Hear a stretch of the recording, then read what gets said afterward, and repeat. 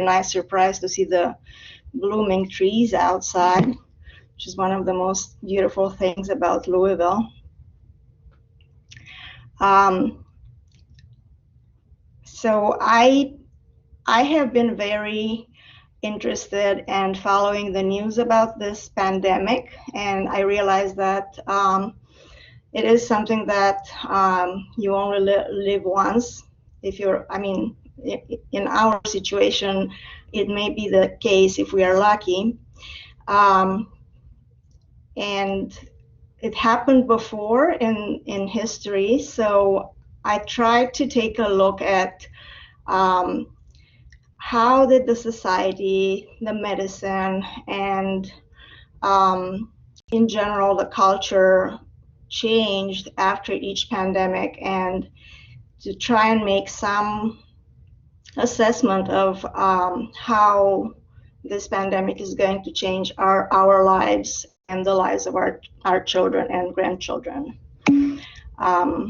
I'm not an infectious diseases specialist, and this is not supposed to be about infectious diseases, but more about the impact of this infectious process on our profession, the healthcare system, the hospitals in general, the education of our trainees, and last but not the least, the patients that we take care of, the pediatric patients, and what's going to happen in their near future and then later on in the long-term future.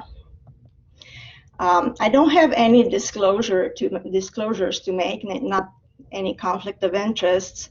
I will tell you though that I know that there is some myth about Romanian gypsies being very good palm readers.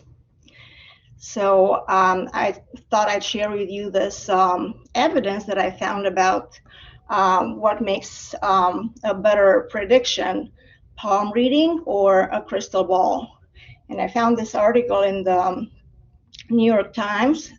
This is from February 9 in 1997. And in the lower hand corner, right hand corner, you can see an article that claims that palm reading is good, crystal ball not so good. I don't know if that was a randomized controlled trial though. I also have to disclose that the way I envisioned this talk when I started working on it is very different from the way it turned out to be. So the learning objectives are going to be a little different compared to what is announced, but we'll go through them. So first of all, I wanted to walk you a little bit through the history of pandemics. Not the full history, because we had a very good presentation at the resident grand rounds about the history of pandemics, so I don't want to duplicate that. I just want to point out what we learned from that history and whether or not this helped us be prepared for this one. I'm going to touch a little bit, and full disclosure, this is not supposed to be a comprehensive presentation because there's a lot of information out there, but some of the changes in healthcare, including hospital care, pediatric practice, healthcare systems, and just the care that we provide to our patients in general.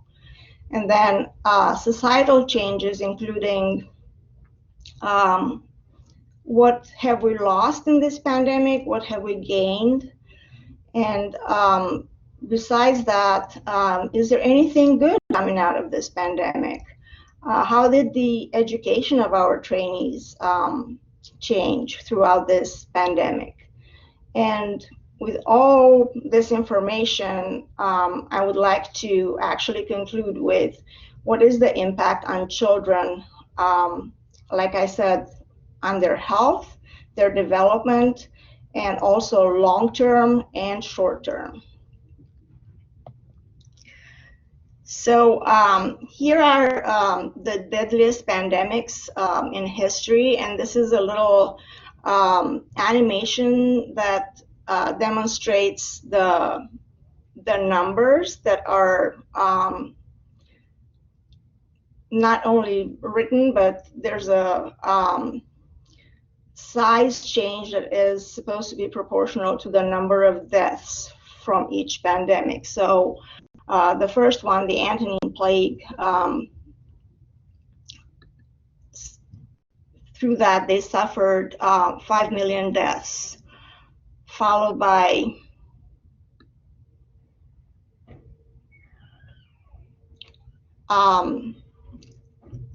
the Justinian Plague that claimed 30 to 50 million deaths.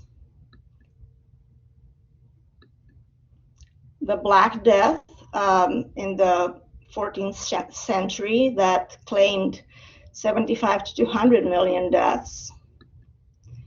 And then the New World smallpox in the 16th century with unknown end date that claimed 25 to 56 million lives. Then the Italian plague, 1 million deaths in the 1600s. The Great Plague of London with almost 100,000 deaths. The Third Plague in 1885. Then the Russian flu with 1 million deaths. The yellow fever in late 1800s that claimed 150,000 lives. Then the notorious Spanish flu pandemic in the 1918-1920 that claimed 50 million lives. And then several more, including the HIV that so far claimed 35 million lives, the swine flu, and then here's the current pandemic, the COVID-19, that so far claimed about 2.5 million deaths, and that's as of February 22nd. And of course, we have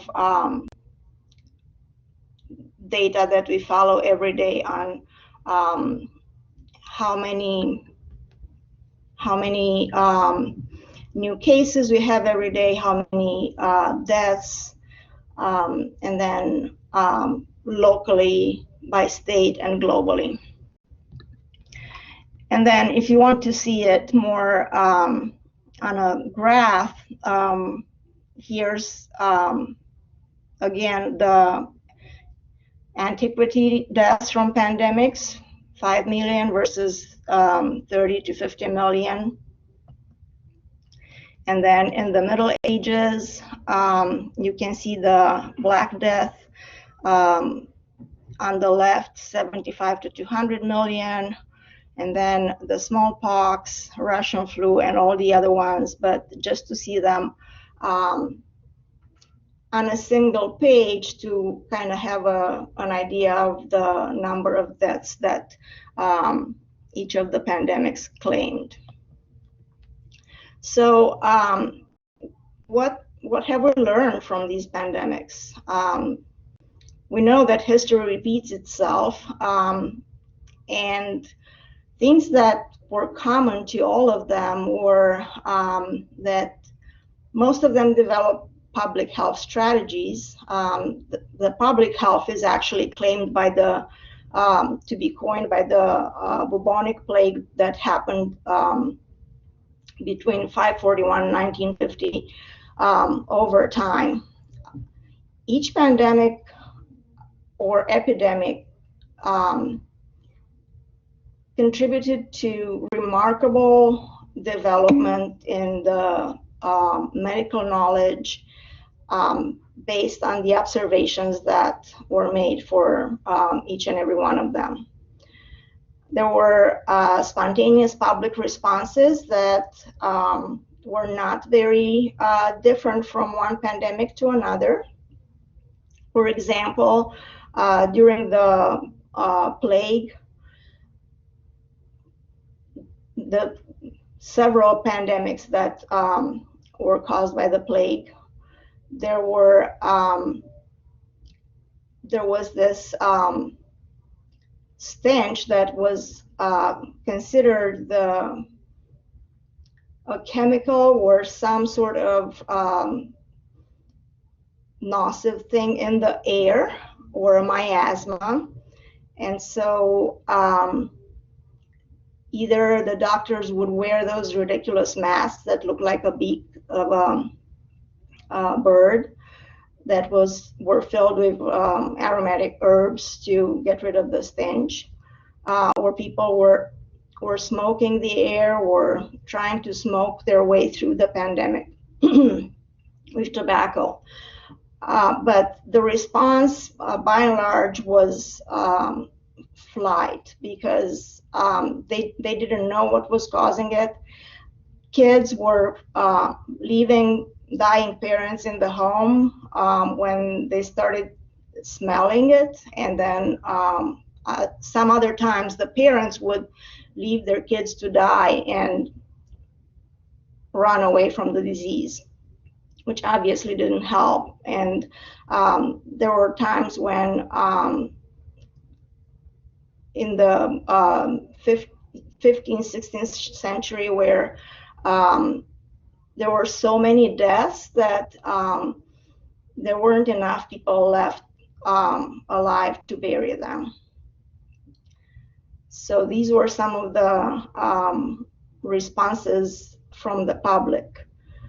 A lot of times they would turn to God or against God, thinking that God had forgotten them. But in any case, people responded in similar ways throughout the history. And then another lesson that I learned from reading about the pandemics was the association between war and disease. And that has been demonstrated in very many instances. The larger the war, the larger the epidemic or pandemic or outbreak, is exemplified by the typhus, dysentery, typhoid fever, malaria, and so on.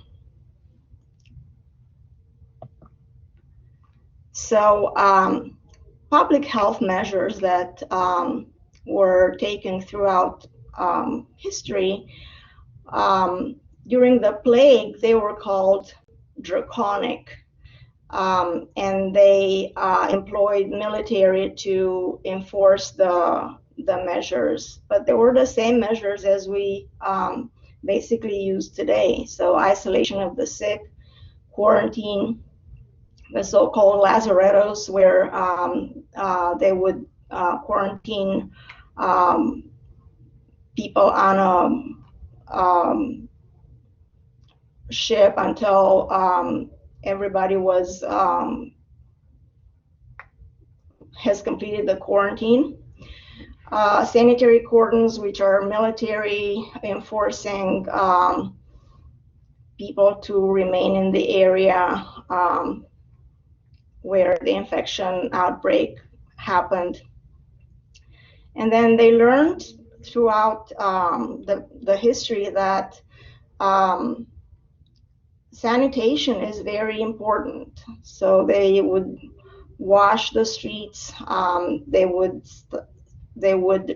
enforce not throwing out their night, potty contents in the street, but rather contain them in areas that are separated from daily life. And then later on, they started using vaccination, and throughout the history, they always tried the magic bullets, which in time turned to be quinine, and mercury, penicillin, streptomycin, hydroxychloroquine, you name it. But this picture is from the flu pandemic in 1918, and you can see that drastic action was taken to halt the epidemic. Schools and theaters closed and public gatherings prohibited. Does this sound familiar? Yes, this is what we did in terms of societal changes to fight the COVID-19 pandemic. So we closed the school, we enforced social distance, well, not enforced, but we recommended social distancing, mask wearing, businesses, restaurants, theaters, schools were closed, travel was recommended against. Children had to go to and any student had to go through non-traditional instruction and learning from home, and even visitors in the hospital were restricted. For children, they are allowed one visitor, but the saddest part is that a large number of adults passed away in the hospitals without having an opportunity to say goodbye to their loved ones other than on the phone or through their nurse, which is one of the things that makes me the saddest about this pandemic. So I was talking about spontaneous public responses that happen in situations like this. And they happened with our pandemic as well. And there's stigmatization, there's scapegoating, riots, mass hysteria, flight, upsurge in religious practices. And we all have seen this, sadly, throughout this year. The infodemic happening has a recognized impact on public health. And this is a study from the American Journal of Tropical Medicine and Hygiene, looking at health in a Muslim population and what effects the rumors, stigma, and conspiracy theories they had on their mental health, and it was pretty staggering. There are inequalities, and this is something else we learned throughout the history from each pandemic, that pandemics have a historical role in creating inequality. And that makes sense, because if you think of what happened in this pandemic, so many people got sick so fast that the hospital capacity, the ICU, the ventilator capacity was overwhelmed. It was filled to capacity and overwhelmed. And you watched the news and saw what happened in Europe before it came to the United States. And of course, when you have minorities, like we have the people of color, the Latinx population, the immigrants, the not undocumented immigrants especially, they would have to compete with the population that is privileged for those hospital beds, for those ventilators, for those subspecialty referrals. So it makes sense that in this pandemic we are seeing disproportionate number of deaths in the populations from the minorities, specifically the Black and Latinx populations. So this study, looking at health equity consideration and racial and ethnic minority groups, is acknowledging the fact that these racial and ethnic minority groups are at risk. It's actually looking at social determinants of health that place these populations at risk, and those clearly are going to be income, education, housing in which community, and documented versus non-documented status, and is coming up with strategies to address the disparities and make sure that we try to bridge the gap in these healthcare inequalities. And one of the things that is good that happened for them and for our children is the American Rescue Plan Act that President Biden just signed, and I really wanted to put a copy up there of at least the beginning of the document, because this is a historical document that was signed into law, through which $3,600 per year will be allocated for each child under the age of 6, and $3,000 per year for each older child, and these are in monthly payments. This is going to be a huge step towards decreasing childhood poverty rate, which right now is at a staggering 1 in 7 children, or 11 million children in the United States live in poverty. And if you think of all the other detrimental things that happened, from closing businesses and losing jobs and having children at home, studying from home,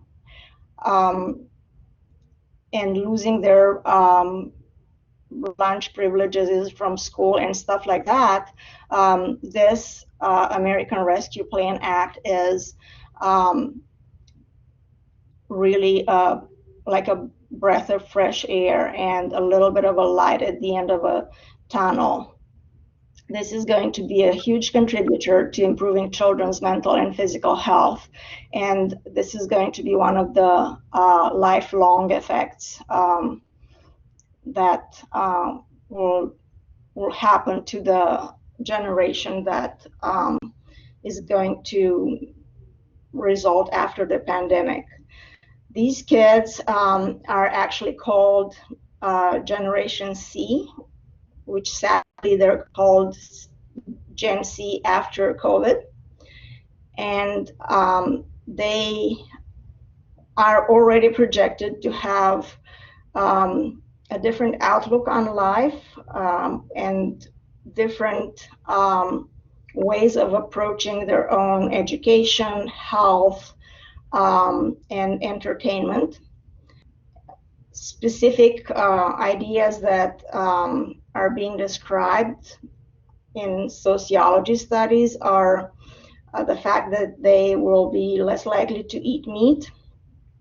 They will be more likely to recycle and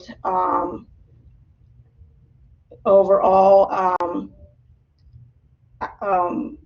advocate for sustainability and protect the earth.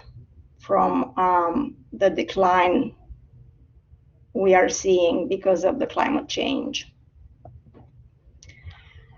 Also, this act at global level has a huge impact on the children in the entire world.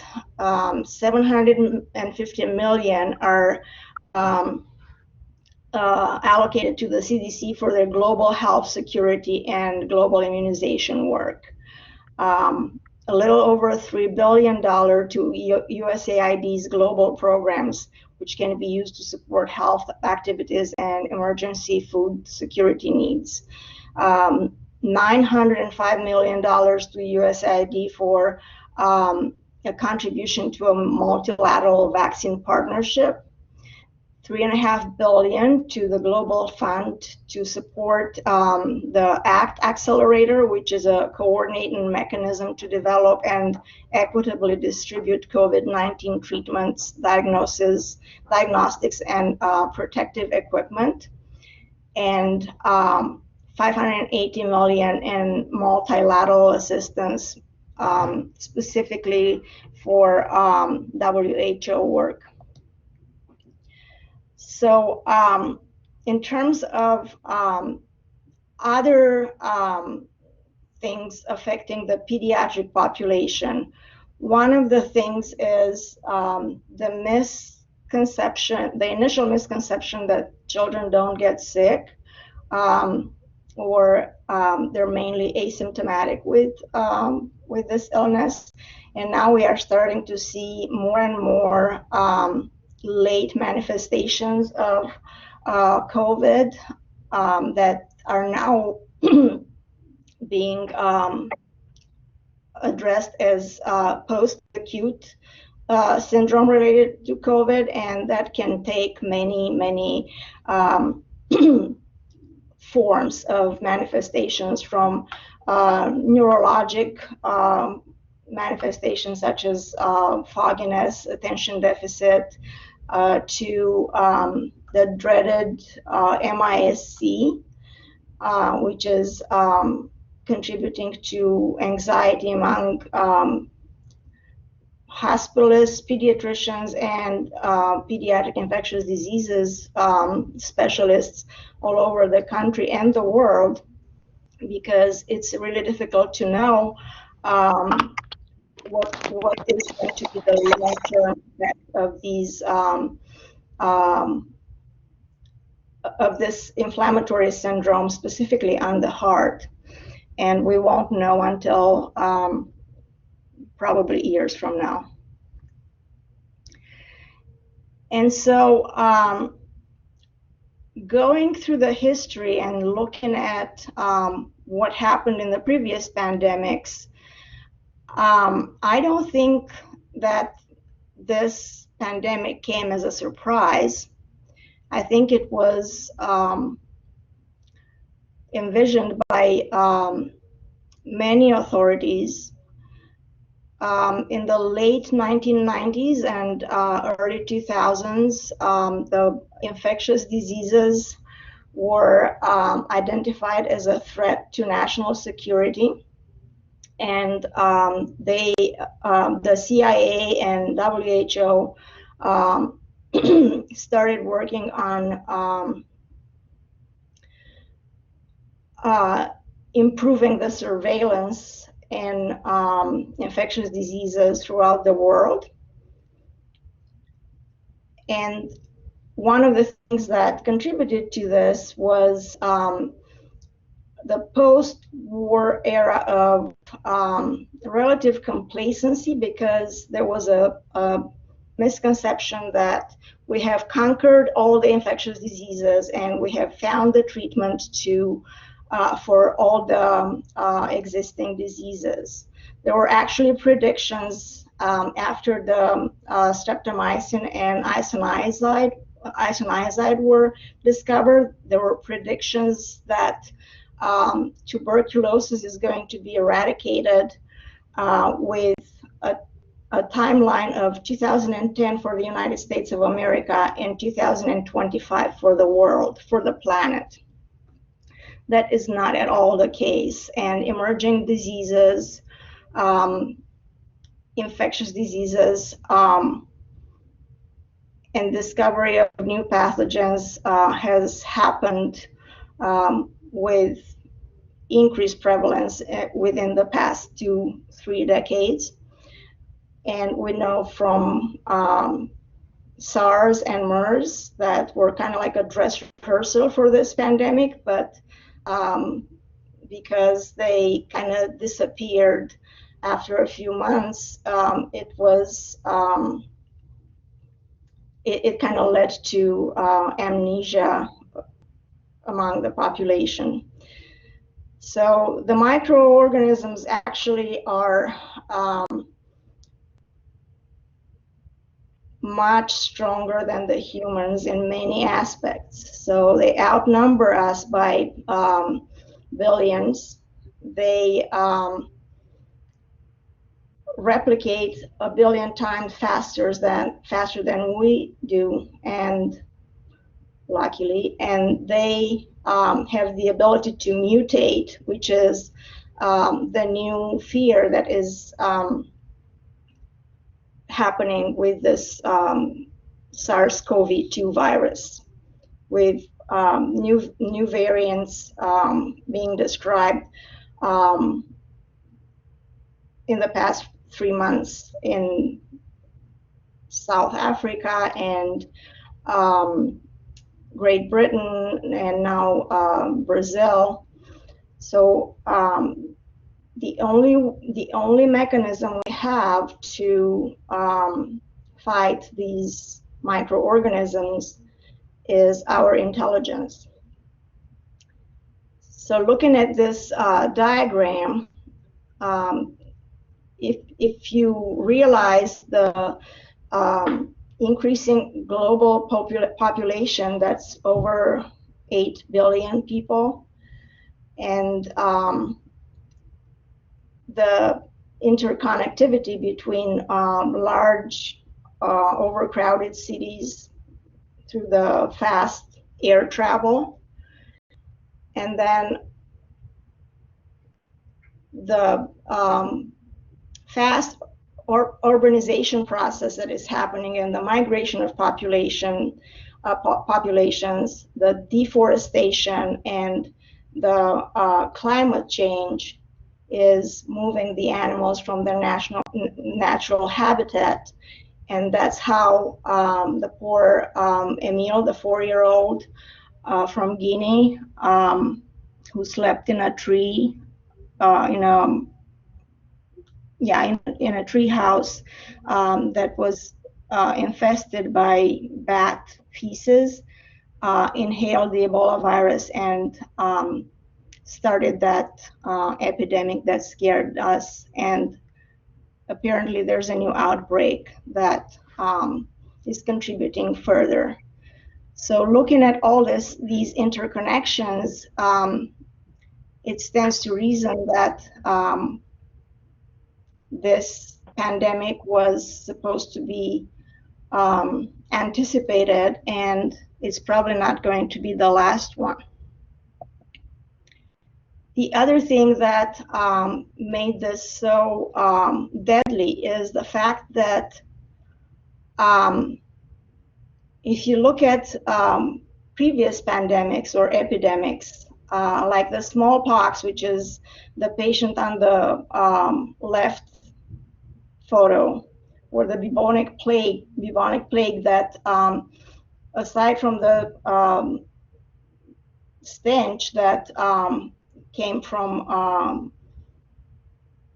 the infection, they had blackened fingers and feet and these big buboes all over their bodies. So the smallpox was not contagious until you developed the rash. Think about COVID, when people can spread the virus 2 weeks before symptoms, or sometimes they never develop symptoms. So this is a huge difference between the previous pandemics and this one. this is why the vaccine is so important in not necessarily stopping the pandemic, because this is not going to happen, but in turning this into an epidemic that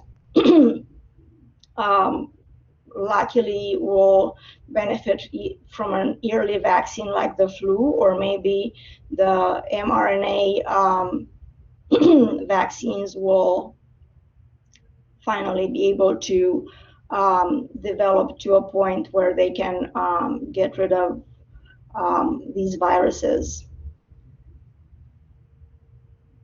So smallpox is the only disease that was ever eradicated. And thinking back from that vaccine that was developed from a bright mind who noticed that the maids who milked the cows may develop the cowpox, but not the smallpox. That observation led to eradicating a disease that was all over the globe.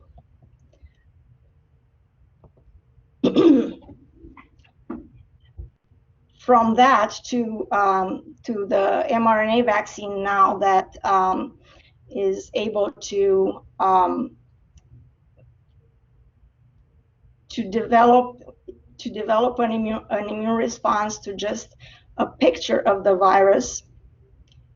And studies are showing not only that the immunity post-vaccine is very good, between 75 and 95%, but also the vaccine is very good at all the vaccines that are on the market right now are very good at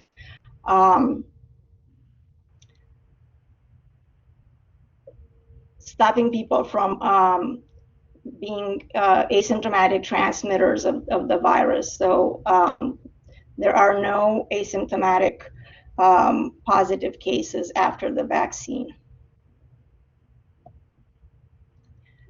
Another thing that I wanted to touch on is the healthcare in general, and how all of us as healthcare providers have responded to this pandemic. And the isolation, the fear, the lack of recreation and human contact is contributing to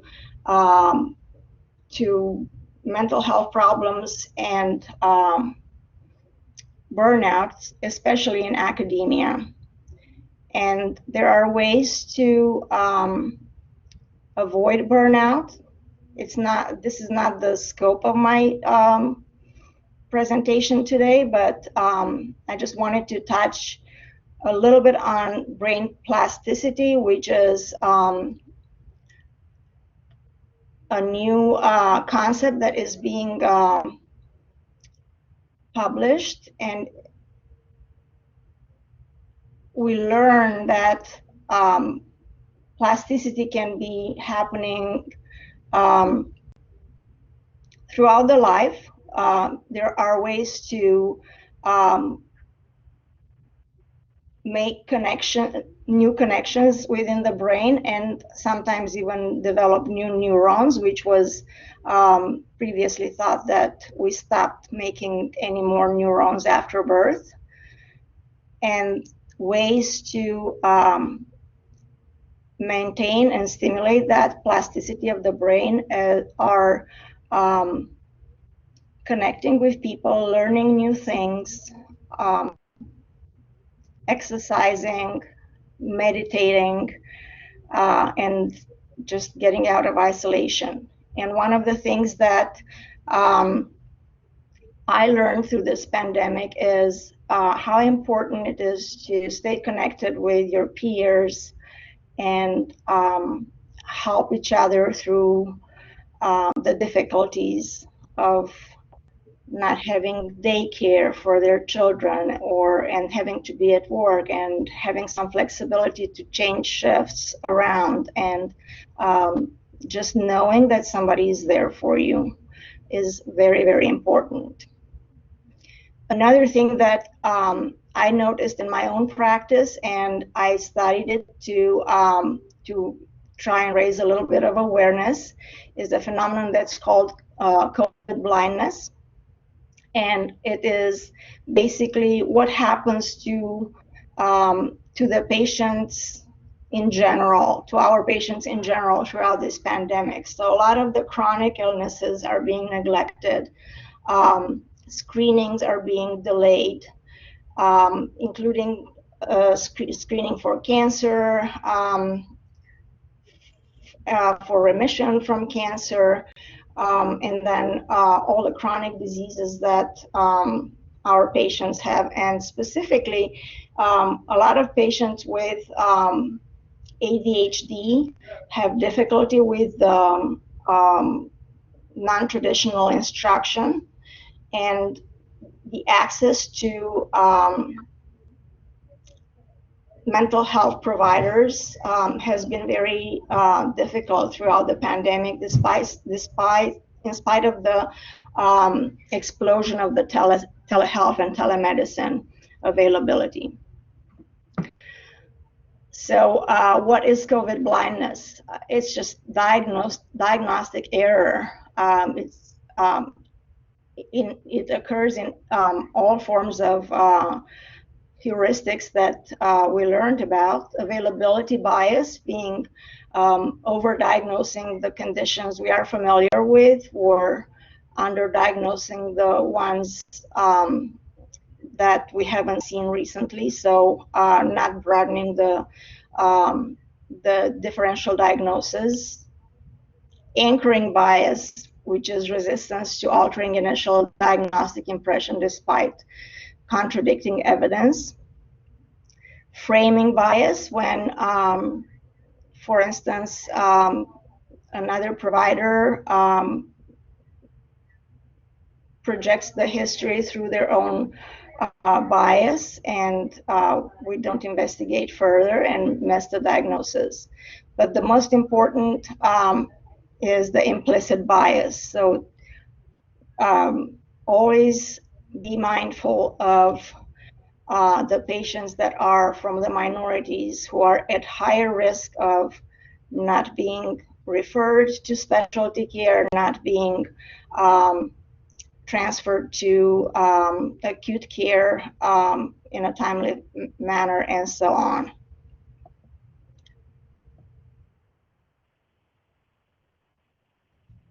And then in terms of predictions of what's going to happen, I was touching a little bit on the Gen Z, or the COVID generation, but there are many things that are interconnected that are going to happen in the future, that we've learned through this year of adaptability and fast-paced change. So the one of them is geopolitics and globalization, that affects the supply chain and the cooperation for climate change fight. The tech wars, digital transformation, cybersecurity is a big threat. It's already happening in colleges in the United States. And then working from home, or hybrid kind of jobs, where you work partially from home and partially from your office. There's safety over privacy for the big governments. And then public health and healthcare as a national resource are very important. And the new consumers are called the Gen Z, or the Zillennials. And the great polarizer, COVID-19 led to inequality, and that has to go. The pandemic also adds to other concerns of globalization, like climate change, environmental impact, technology risks, like I said, global supply, and manufacturing jobs. And so what's the prediction from the crystal ball?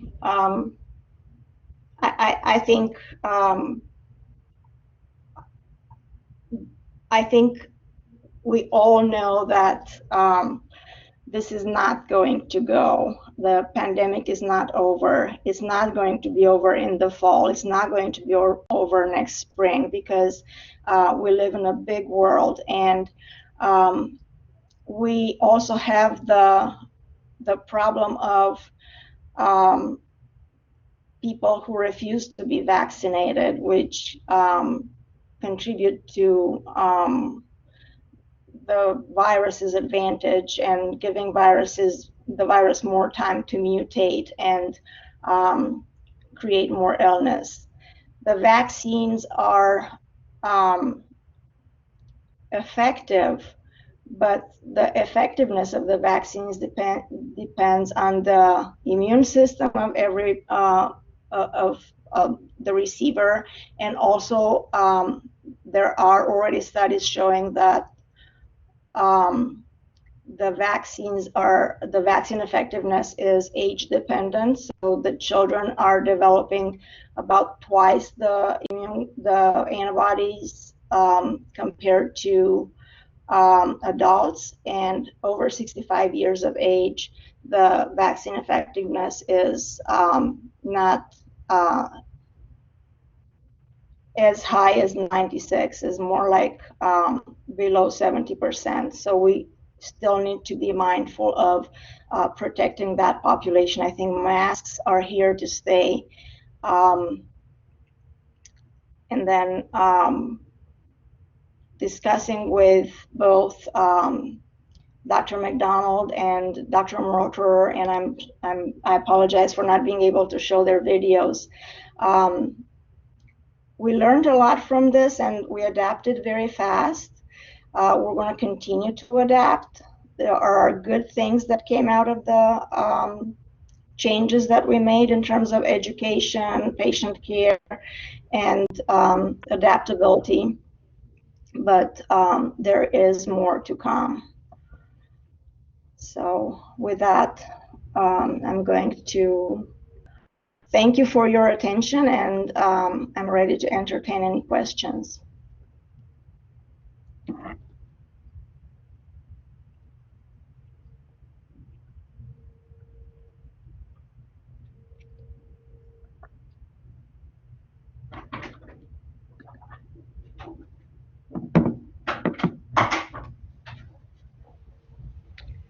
Hi, it's Laura Bishop. Thank you for talking and giving us some time to reflect on how this changes all of our worlds. I'm a little curious. I think it's human nature, once we swing kind of far one way, whether it's restrictions or pandemics, that it's kind of human nature to want to swing back the other way. When you looked at other pandemics, did you see that perhaps a change in leadership over the next few years, either politically or otherwise, or listening to other groups of people who are very anti-restrictions tend to prolong the pandemic, or like what's it look like getting out of where we are today? Yeah, that's a great question, Laura. Yes, so the leadership strengthened with the pandemics. People stepped up to try to contain the infectious process. They didn't even know at the beginning that it was infectious. It wasn't until the late 1800s that people realized that these were infections and not some chemical process or otherwise. So the leadership stepped up and kind of worked together with the military to contain the pandemics. I'm not sure if that answers your entire question, though. I guess my thought is kind of like we've seen COVID fatigue and it is real. How long can we expect people to continue to wear masks? Like Indiana's mask mandate is going away this next month. So like, what does that look like for lengthening the duration of the pandemic? Will we have to, of course, probably lock back down again?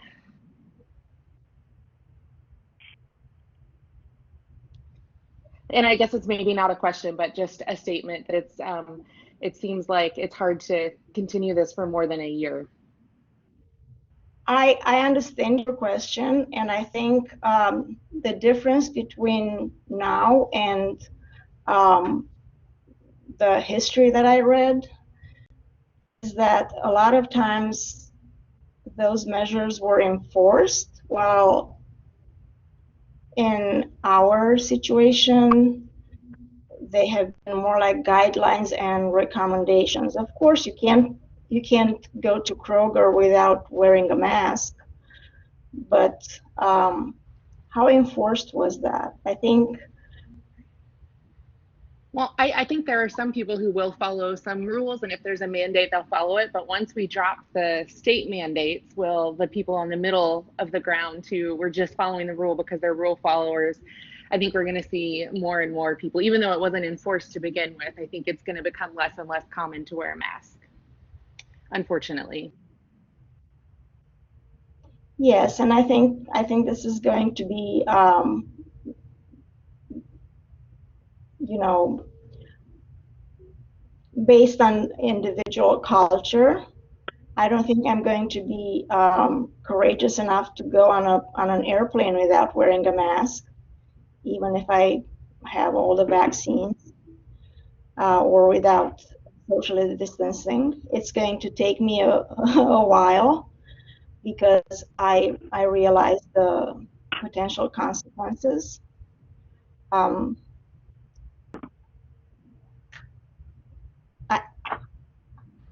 No, thank you. I just kind of had thoughts and I wanted to say them. I don't think there's a specific answer to it. It's just fears that I think we may all have. Yes, and I think a lot of the polarization that happened with the previous administration has been very detrimental to helping people understand what is true and what is not.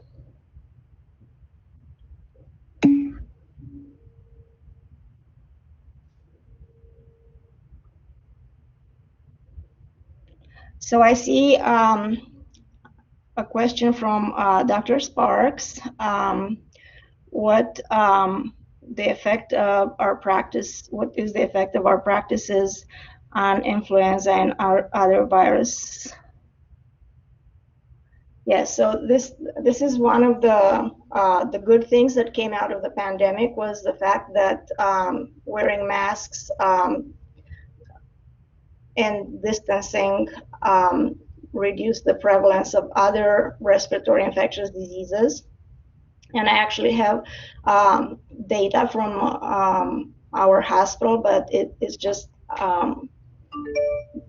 been too much information to be able to include in this talk.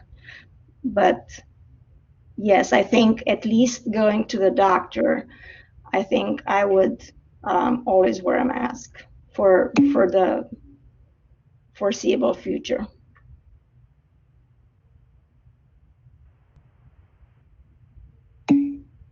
And then Ali.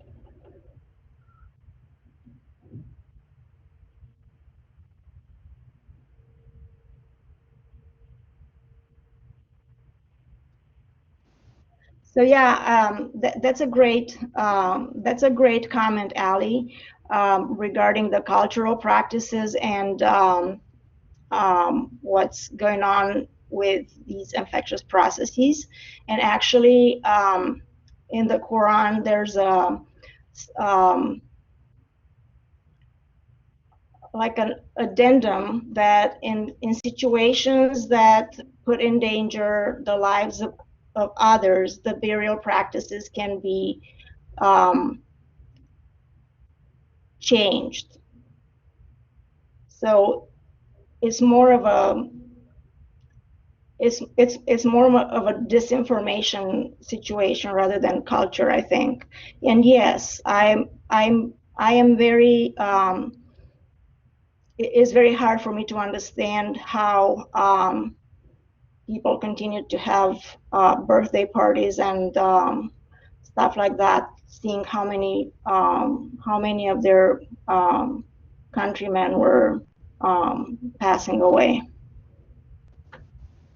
Tanya, this is Gary Marshall. Great presentation. I'm sending you an honorary infectious disease subspecialty certificate in the mail that should arrive shortly.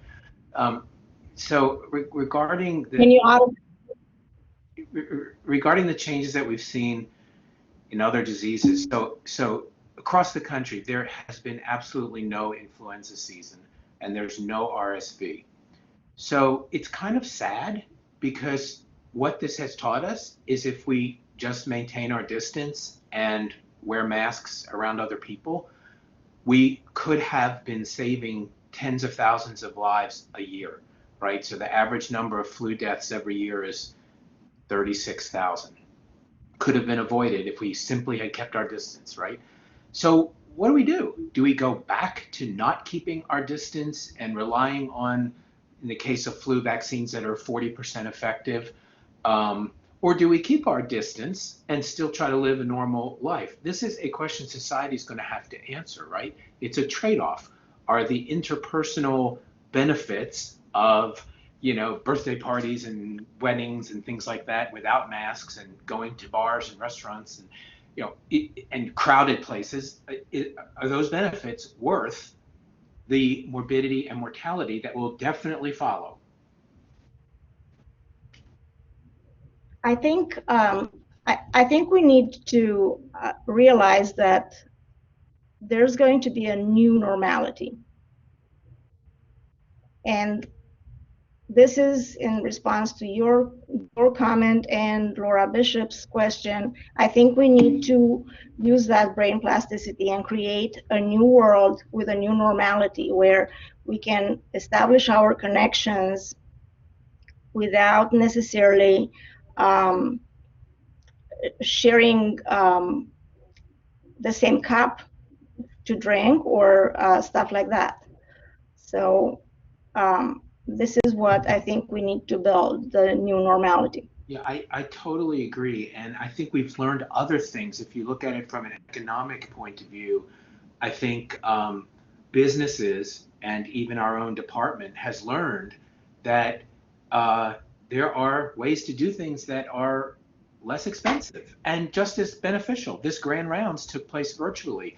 We didn't have to use space. We didn't have to provide donuts. Okay, that's a problem. Maybe we could ship donuts, but we also aren't coughing all over each other.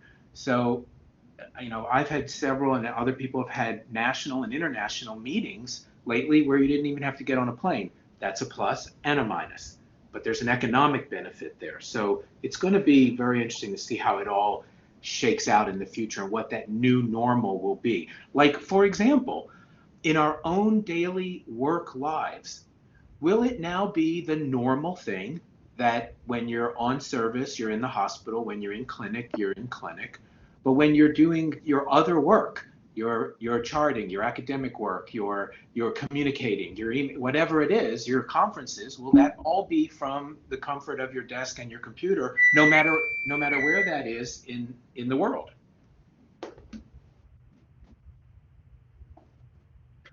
Absolutely. And I will share with you that this is not an absolute number, but talking to Dr. Boland about conference attendance and just this new flexibility of not having to run between clinic and the auditorium and stuff like that, the attendance more than tripled. I'm sorry, Kim, if I'm not completely accurate, but I'm pretty sure that's what you said. Thank you all for your comments and discussion. In the interest of time, we're going to go ahead and wrap things up. If anyone has any further comments or questions for Dr. Kondraki, please reach out via her email. I'll have her leave it in the chat.